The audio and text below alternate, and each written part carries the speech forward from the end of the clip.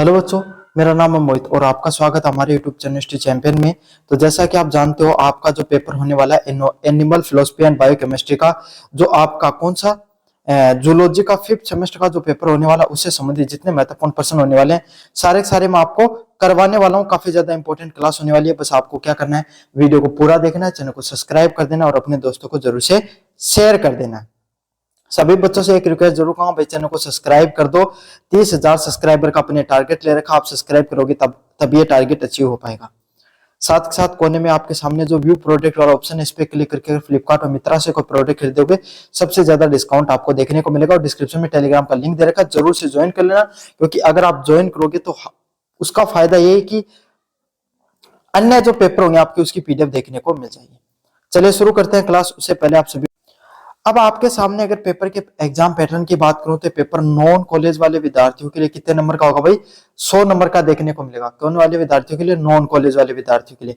पास होने के लिए आपको कितने नंबर चाहिए? उसमें से 40 नंबर आपको पास होने के लिए चाहिए।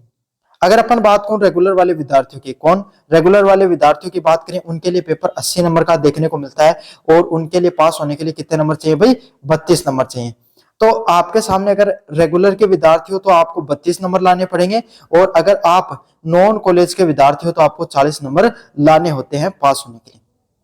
बाकी अगर एग्जाम पैटर्न की बात करूं तो आपके पेपर 2 भागों में बंटकर आता है। सबसे पहले आते हैं वेरी शॉर्ट टाइप क्वेश्चन, अति लघुतरात्मक प्रश्न। अगर इन प्रश्नों की बात करूं तो आपके एग्जाम के अंदर ये टोटल 10 प्रश्न देखने को मिलते हैं। और प्रत्येक यूनिट्स में आपके सामने कोई चित्र बनवा लेगा, आपसे कोई सिद्धांत पूछ लेगा, है ना, कोई थ्योरी और कोई छोटा मोटा आपके सामने कोई प्रश्न देखने को मिल सकता है। इस प्रकार के प्रश्न आते हैं जिन प्रश्नों का सॉल्यूशन आपको 3 से 4 लाइन में बनाना होता है। किन में बनाना होता है? आपके सामने 3 से 4 लाइनों में आपको सॉल्यूशन बनाना होता है। इसका जो वेरी शॉर्ट टाइप क्वेश्चन होते हैं, इनका सॉल्यूशन आपको 3 से 4 लाइन में बनाना होता है। इंपॉर्टेंट है, महत्वपूर्ण, अच्छे से समझना। फिर प्रश्न आते हैं लॉन्ग टाइप क्वेश्चन। कौन से? Long type question. Long type questions की बात करूं तो प्रत्येक यूनिट से आपके सामने 2-2 प्रश्न देखने को मिलते हैं। क्या क्या देखने को मिलते हैं? 2-2 प्रश्न प्रत्येक यूनिट से देखने को मिलते हैं। उसमें से एक एक क्वेश्चन आपको देखने को करना होता है जो आपको पसंद आता है। इसमें अक्सर एबीसी पार्ट में प्रश्न अक्सर पूछे जाते हैं आपके सामने। यह समझ लो एक से अधिक प्रश्न ही आते हैं एक में। प्रत्येक प्रश्न का जो सॉल्यूशन वो 300 शब्दों में बनाना होता है। कितने शब्दों में? 300 शब्दों में बनाना होता है। 300 शब्द का अर्थ होता है कि आपको 2.5 पेज प्रत्येक प्रश्न के लिए बनना होता है। 2.5 पेज का अर्थ क्या होता है? आगे पीछे का एक पेज, आगे पीछे दूसरा, आगे पीछे का एक, और तीसरा आधा पेज आपको भरना होता है। कितने पेज भाई? 2.5 पेज आपको कुल जमा भरने होते हैं। तो कुछ आपका ये एग्जाम का पैटर्न रहने वाला है, आपको अच्छे से करके चले जाना। चलिए यूनिट की फर्स्ट की बात करें, जिसके अंदर digestion, respiration and circulation system से संबंधित प्रश्न देखने को मिलते हैं। किससे संबंधित? Digestion, respiration system and circulation system से संबंधित प्रश्न देखने को मिलते हैं। पहले प्रश्न की बात करें, कार्बोहाइड्रेट, प्रोटीन और लिपिड के पाचन एवं अवशोषण की क्रिया विधि का वर्णन कीजिए। इंग्लिश में बात करें, describe the digestive and observation of carbohydrate, protein and lipid in the elementary कनाल। क्या करना है? डाइजेशन और ऑब्जर्वेशन होता है, अब्जॉर्प्शन होता है किसका? कार्बोहाइड्रेट, प्रोटीन और लिपिड का।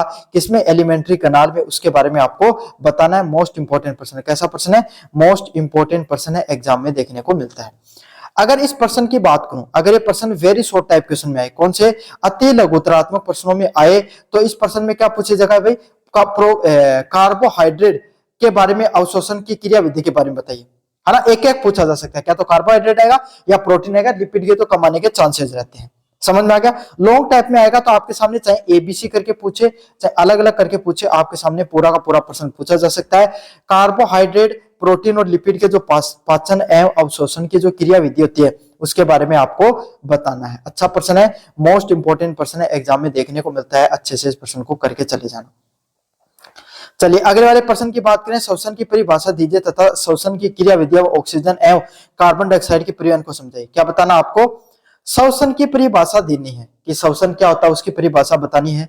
श्वसन की क्रिया विधि, कोई रेस्पिरेशन होता है वो कैसे होता है, और ऑक्सीजन है उसका आपके सामने जो कार्य, ऑक्सीजन और जो कार्बन डाइऑक्साइड के परिवहन को समझाना है।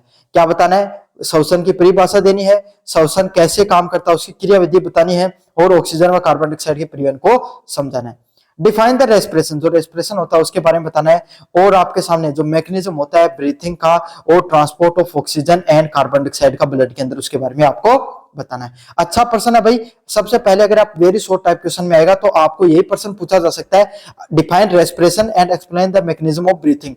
रेस्पिरेशन को समझा लो, ये आ जाएगा, या उसका मैकेनिज्म कैसे होता है ब्रीथिंग का, उसके बारे में बताना। तो वेरी शॉर्ट टाइप क्वेश्चन में ऐसे आएगा, और लॉन्ग टाइप में आएगा, चाहे एबीसी में आए चाहे अलग अलग आए, पूरा का पूरा आपके सामने कॉन्सेप्ट ये देखने को मिल सकता है।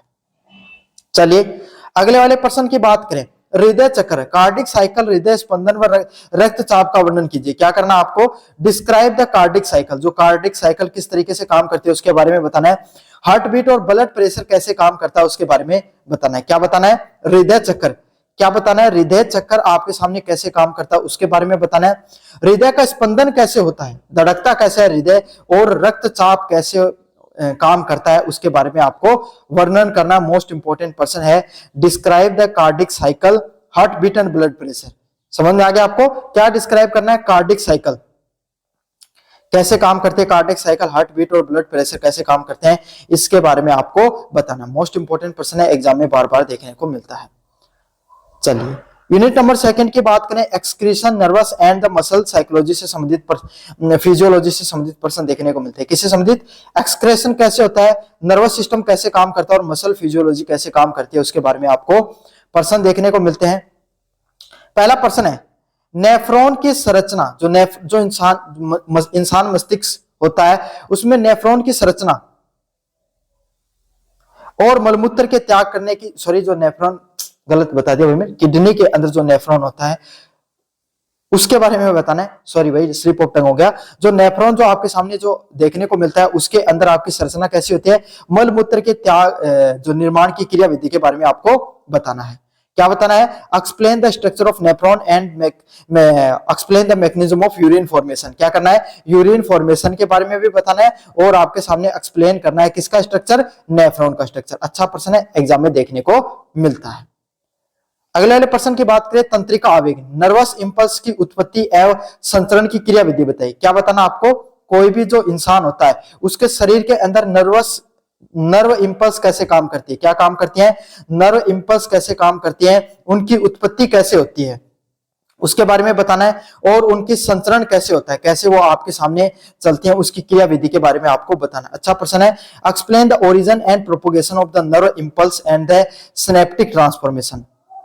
क्या बताना है, कैसे जो ओरिजिन होता है आपके सामने जो, और कैसे प्रोपोगेशन होता है नर्वस इंपल्स का उसके बारे में बताना है, और सिनेप्टिक ट्रांसफॉर्मेशन कैसे होता है उसके बारे में आपको बताना है। अच्छा प्रश्न है, मोस्ट इंपोर्टेंट प्रश्न है, एग्जाम में देखने को मिलता है, किडनी, ये आपका नेफ्रॉन वाला और नर्वस सिस्टम वाला। अगले वाले प्रश्न की बात करें, मांसपेशियों के संकुचन की स्लाइडिंग फिलामेंट सिद्धांत द्वारा व्याख्या कीजिए। क्या बताना आपको, मांसपेशियों का जो संकुचन होता है, क्या होता है, जो मांसपेशियां होती है उनका संकुचन देखने को मिलता है, उसकी जो स्लाइडिंग फिलामेंट सिद्धांत होता है उसके द्वारा आपको उसकी क्या करनी है, व्याख्या करनी है।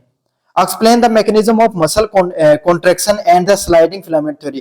क्या बतानी है, स्लाइडिंग फिलामेंट थ्योरी कैसे काम करती है और कैसे मैकेनिज्म काम करता है मसल कॉन्ट्रैक्शन का, मतलब मांसपेशियां है उसकी संकुचन कैसे होता है, किसका संकुचन, मांसपेशियों का संकुचन कैसे होता है, और स्लाइडिंग फिलामेंट थ्योरी कैसे काम करती है उसके बारे में बताना है। मोस्ट इंपोर्टेंट पर्सन है, कैसा पर्सन है, मोस्ट इंपोर्टेंट पर्सन है, एग्जाम में बार बार देखने को मिलता है। चलिए यूनिट नंबर थर्ड की बात करें, रिप्रोडक्शन व एंडोक्राइनोलॉजी से संबंधित प्रश्न देखने को मिलते हैं।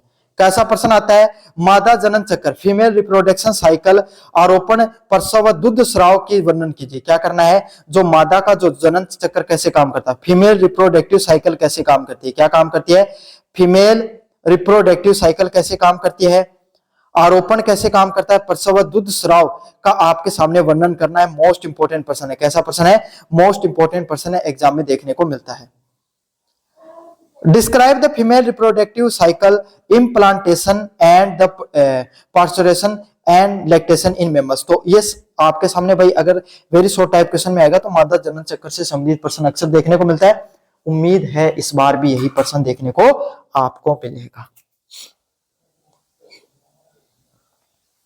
चलिए, प्यूटरी, थायराइड, एड्रेनल व अग्नाशय ग्रंथियों के हार्मोन व कार्य के बारे में बताइए। इंपॉर्टेंट है इसमें आपके सामने अग्नाशय और आपके सामने प्यूटरी ग्लैंड, इन दोनों ग्लैंड से संबंधित प्रश्न देखने को मिलते हैं। तो प्यूटरी ग्लैंड कैसे काम करती है, थायराइड ग्लैंड कैसे काम करती है, एड्रेनल और आपके सामने अग्नाशय ग्रंथियों के हार्मोन एवं कार्य कैसे काम करते हैं उसके बारे में आपको बताना है। क्या बताना है, प्यूटरी ग्लैंड कैसे काम करती है, थायराइड ग्लैंड कैसे काम करती है, एड्रेनल और अग्नाशय जो ग्रंथियां होती हैं वो कैसे काम करती है, उसके हार्मोन और उसके जो कार्य होते हैं उसके बारे में आपको बताना। अच्छा प्रश्न है। Explain the hormonal and the function of pituitary, thyroid and the adrenal and the pancreas. सारे के सारे जो आपके सामने अलग अलग प्रकार की जो ग्लैंड्स होती हैं उसके बारे में आपको बताना है। अच्छा प्रश्न है, एग्जाम में देखने को मिलता है। चलिए, हार्मोन क्रियाओं की विधि, mechanism of hormone action and feedback नियंत्रण के बारे में बताइए। क्या बताना है आपको, हार्मोन क्रिया विधि, मैकेनिज्म ऑफ हार्मोन एक्शन, कैसे हार्मोनों का निर्माण होता है उसके बारे में बताना और उसकी फीडबैक नियंत्रण के बारे में बताना है। Explain the mechanism of hormone action and the feedback mechanism. क्या बताना है, कैसे जो हार्मोन होता है उसका मैकेनिज्म वो कैसे बनता है और उसका फीडबैक मैकेनिज्म कैसे काम करता है उसके बारे में आपको बताना। अच्छा प्रश्न है, एग्जाम में बार बार देखने को मिलता है। यूनिट 4 की बात करें, बायोकेमिस्ट्री से संबंधित प्रश्न है। पहला प्रश्न है, ग्लाइसाइकोलिसिस एवं क्रेब चक्र का विस्तृत वर्णन कीजिए। क्या करना आपको, ग्लाइसाइकोलिसिस क्या होता है और क्रेब साइकिल क्या होती है, क्रेब चक्र क्या होती है, उसका विस्तृत वर्णन करना है। Describe the glycolysis and the Krebs cycle in detail. Krebs cycle होती है उसके बारे में बताना है और ग्लाइकोसिस क्या होती है उसके बारे में आपको बताना है। चलिए, यूनिट नंबर 2 की बात करें, प्रोटीन अपचय एवं डिमेंटेशन, ट्रांस एमिनेशन एवं ऑर्गेनिमिथ चक्र का वर्णन कीजिए। क्या करना है, explain the deamination, transamination and the ornithine cycle in the protein metabolism. क्या होता है, जब प्रोटीन का मेटाबॉलिज्म बनता है उसके अंदर आपके सामने डिमेंटेशन, ट्रांसमेशन और ओरेंथाइन साइकिल क्या होती है, जो प्रोटीन का जो मेटाबॉलिज्म बनता है उसके अंतर्गत आपको बताना। अच्छा प्रश्न है। लिपिड के बी ऑक्सीकरण की क्रियाविधि तथा ट्रांसग्लिसराइड के जैव संश्लेषण की संक्षिप्त वर्णन कीजिए। क्या करना है, जो लिपिड होता है उसमें जो बीटा ऑक्सीकरण का निर्माण कैसे होता है उसकी क्रियाविधि बतानी है तथा ट्रांसग्लिसराइड के जैव संश्लेषण का संक्षिप्त वर्णन करना है। क्या करना है, describe the beta oxidation of lipid, brief amount of triglyceride biosynthesis. इससे संबंधित प्रश्न देखने को मिलते हैं, एग्जाम में बार बार आते हैं। तो ये जो पेपर होने वाला आपका एनिमल फिजियोलॉजी एंड बायोकेमिस्ट्री का, उससे संबंधित जितने महत्वपूर्ण प्रश्न है सारे मैंने बता दिए हैं। चैनल को जोर से सब्सक्राइब कर देना, वीडियो को जोर से लाइक कर देना। धन्यवाद।